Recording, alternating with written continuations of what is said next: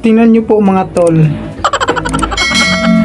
Ganyan ka supportive yung mama ko mga tol sa aking vlog. Hinawakan talaga niya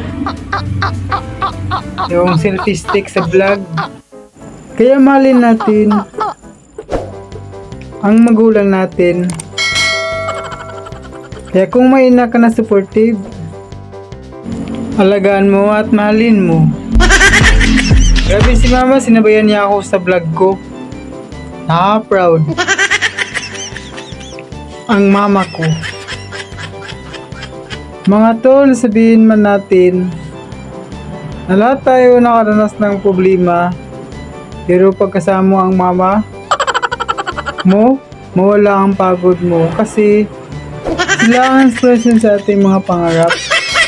Kaya mahalin natin ang magulang.